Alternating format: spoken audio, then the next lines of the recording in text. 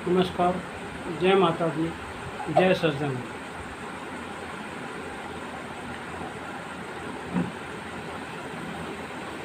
पितृदोष क्या है, किन कारणों से हम लोगों के जीवन में पितृदोष कार्य करता है और पितृदोष के निवारण का। सबसे पहले शुरुआत करते हैं, पितृदोष आता क्यों है। वो कार्य जो हमारे बुजुर्गों को पसंद नहीं है या हमारे बुजुर्ग नहीं चाहते कि हम उस तरह के कार्य करें जो समाज के विरुद्ध हों और समाज की नज़र में अगर वो गलत हैं। जैसे कि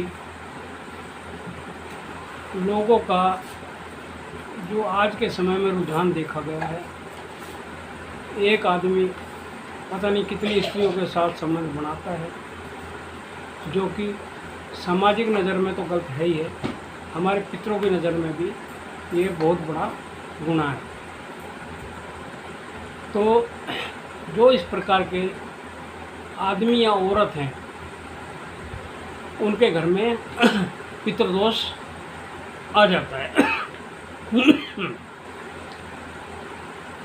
अब ये तो खाली एक कारण है, इसके अलावा भी जो कार्य समाज गलत समझता है उनके द्वारा भी पितृदोष आ जाता है।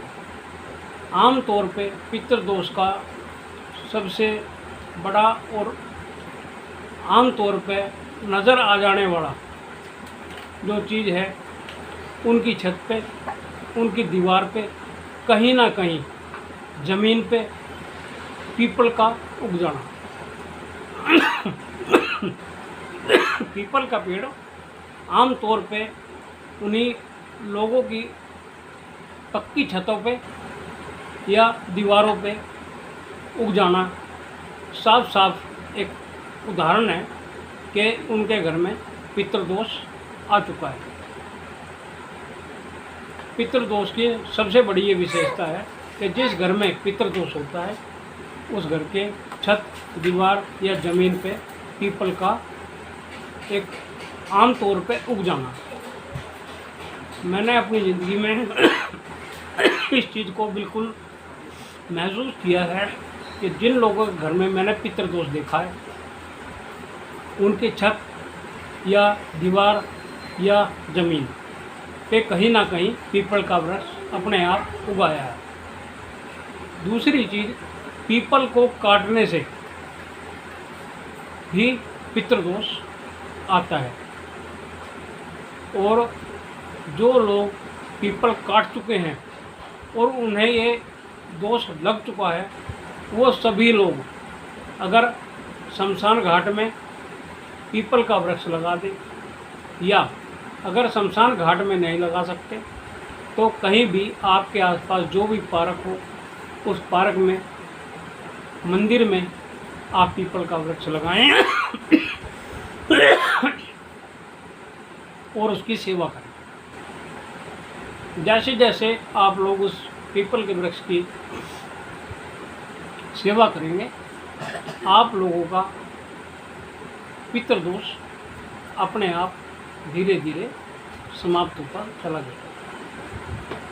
पीपल दोष, जो ये पितृदोष है, इस दोष के अंदर अगर आपके घर में पितृदोष है तो उसके जो आप लोगों के ऊपर प्रभाव पड़ेगा, मैं थोड़ा सा उन बातों के ऊपर भी विचार डालूँगा आपने। और जिन घरों में काम 100 में से 99% हो जाते हैं, लेकिन 1% पे ही वो काम मना हो जाते हैं, जैसे कि किसी भी प्रकार की नौकरी, कोई भी कार्य जो आपके जीवन में बहुत महत्व रखता है, 99% ये हो जाए कि होएगा, लेकिन 1% पे ही वो काम ना हो, यानी 99% होने के बावजूद भी किसी कार्य का ना होना, ये चीज़ साबित करता है कि आपके घर में पितृदोष है। दूसरी चीज़,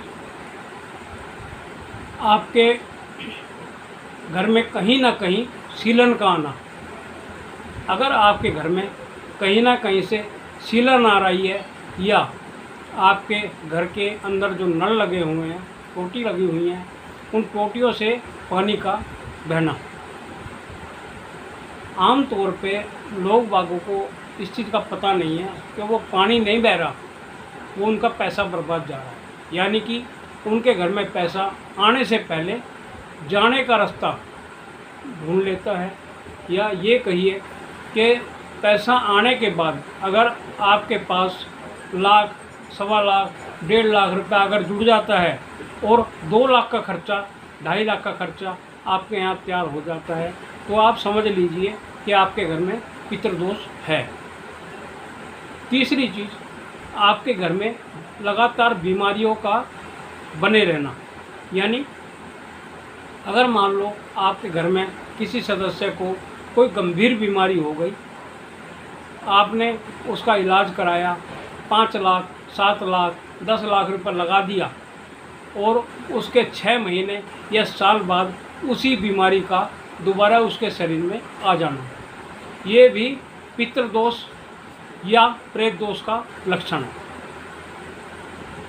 इसके बाद आपके घर में अगर 24 घंटे कलेश रहता है, तो इस कलेश का कारण भी पितृदोष या प्रेत दोष है। जैसे कि अगर आपके परिवार में 5 मेंबर हैं और उन 5 की सोच का अलग अलग हो जाना भी पितृदोष है। और अगर आप लोग 5 लोग या 4 लोग अगर कभी भी किसी भी मुद्दे पर बात करने के लिए बैठते हैं और जिस विषय पे आप बात करने के लिए बैठते हैं वो मुद्दा तो साइड हो जाता है और दूसरे मुद्दों पे कलेश हो जाता है, तो ये समझ लीजिए कि आपके घर में प्रेत दोष है। यानी आपके घर में नेगेटिव एनर्जी का वास है। उससे क्या होगा कि ज़रूरी नहीं है एक ही इंसान के ऊपर वो चीज़ आपको दिखाई दे। किसी भी इंसान का उस समय पे गुस्सा आना और ऐसा मतलब वो बन जाएगा आपके घर में माहौल कि मरने मारने तक की नौबत आ सकती है। उसके बाद हर इंसान अपने अपने कमरों में चला जाएगा, विवाद शांत हो जाएगा, लेकिन जिस मुद्दे के ऊपर आप बात करने के लिए बैठे थे वो मुद्दा बीच में ही रह जाए। क्योंकि नेगेटिव एनर्जी, प्रेत या पितर इंसान के दिमाग के ऊपर बहुत ज़्यादा हैवी रहते हैं और वो उन्हीं का कारण है कि आपने कोई कार्य पहले अभी खाली बातचीत ही शुरू की और उसमें ही रुकावट आ गई। काम होना तो बहुत बात की बात है।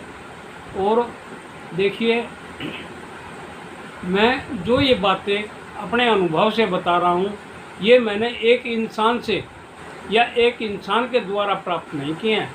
ये लाखों लोगों को मैंने इन चीज़ों को से परेशान देखा है और उनका निवारण भी किया है। लेकिन अगर किसी इंसान को, मैं आपको एक उदाहरण दे रहा हूँ, ये अगर एक इंसान को अगर टीबी है तो अगर उसको आप खांसी की दवाई दोगे तो उसकी खांसी ठीक नहीं होगी। लेकिन अगर आप टीबी की दवाई दोगे तो टीबी के साथ साथ वो खांसी भी ठीक हो जाएगी। ऐसे ही अगर किसी इंसान को जो है कैंसर की प्रॉब्लम है, ठीक है, आप उसको कोई भी दवाइयाँ दे रहे हो तो उसका कैंसर ठीक नहीं होगा। आम तौर पर जो मैंने देखा है अपनी लाइफ के अंदर, दुनिया की लोगों की ज़िंदगियों के अंदर, सबसे ज़्यादा आज के समय में जो लोग बीमारियों से परेशान हैं, जिनके घर से बीमारियां जाने का नाम नहीं ले रही, एक इंसान ठीक होता है या चला जाता है उन्हीं बीमारियों को भुगतते हुए, और वो उसके जाने के बाद किसी दूसरे इंसान का बिस्तर पे पड़ जाना या बीमार हो जाना। ये बिल्कुल साफ स्पष्ट चीज़ है कि आप जो अपने जीवन में पैसा कमा रहे हैं वो या तो डॉक्टरों के लिए कमा रहे हैं या केमिस्ट वालों के लिए कमा रहे हैं, और परेशानी तो वहीं की वहीं बनी हुई है। लेकिन लोगों को आम तौर पे मैंने 80-80 लाख रुपए का इलाज करा के भी ठीक ना होते हुए भी देखा है, और उन लोगों को मैंने ठीक भी किया है। हम जो हमारा ये समाज है इसके अंदर सबसे बड़ी कमी कहाँ है? सबसे बड़ी कमी हम सब लोगों की यही है कि अगर किसी की ज़रूरत होती है तो वो हमारे पास एक बार आता है, उसका समाधान अगर हो गया तो दोबारा वो पलट के नहीं आता। हमें उस चीज़ से मतलब नहीं है कि वो पलट के नहीं आ रहा, हमें मतलब उस चीज़ से है कि अगर मैं किसी इंसान का पूरी ज़िंदगी साथ दे सकता हूँ और पूरी ज़िंदगी की जो आने वाली परेशानियाँ हैं उनको दूर करने की क्षमता रखता हूँ, तो ये उस इंसान का दुर्भाग्य है कि वो एक बार उसने आया और उसने फ़ायदा उठाया उस चीज़ का और चला गया, लेकिन उसके बाद भी जो उसकी ज़िंदगी में समस्या आई उनके कारण वो फिर टूट गया। कहने का मेरा मतलब यही है, अगर कोई सच्चा इंसान मिल जाता है रास्ता दिखाने वाला, तो अगर वो उसको छोड़ देता है तो वो उसका दुर्भाग्य है, ना कि उस इंसान का जिसके पास से उसका कार्य सिद्ध हुआ। आम तौर पे दुनिया को मैं यही चीज़ देखता हूँ। मेरी अपनी ज़िंदगी के अंदर इतने लाखों लोगों का माँ के चरणों से, माँ के आशीर्वाद से भला हुआ, लेकिन आज वो लोग मेरे साथ जुड़े हुए नहीं हैं, या ये कहिए कि वो सब अपने अपने रास्ते वापस चले गए। मैं देखो, मेरा उद्देश्य किसी को लालचवश बुलाना नहीं है, लेकिन मेरी अंदर से जो मेरी आत्मा है सिर्फ एक ही चीज़ बोलती है कि अगर ये इंसान आज तेरे से जुड़ा है और ये पूरी ज़िंदगी जुड़ा रहेगा तो पूरी ज़िंदगी कुछ ना कुछ लाभ अवश्य इसको मिलता रहेगा। लेकिन अगर ये इंसान एक बार अपना परेशानियों को ख़त्म करके अगर उसी में संतुष्ट है और दोबारा मेरे से जुड़ने की उसने कोशिश नहीं की, दोबारा मिलने की कोशिश नहीं की, तो वो उसका दुर्भाग्य है। आम तौर पे देखिए, मैं भगवान तो नहीं हूँ, लेकिन उस माता रानी के द्वारा बनाया गया एक छोटा सा सेवक। मेरा उद्देश्य, मैं किसी भी इंसान को देखता हूँ तो एक पारिवारिक दृष्टि से देखता हूँ, क्योंकि ये समाज, ये दुनिया, सब जो हम इंसान इस धरती पे आए हैं, हम सब किसी न किसी कारणवश ही यहाँ पे आए हैं, और असली उस कारण को लोग बाग भूल चुके हैं।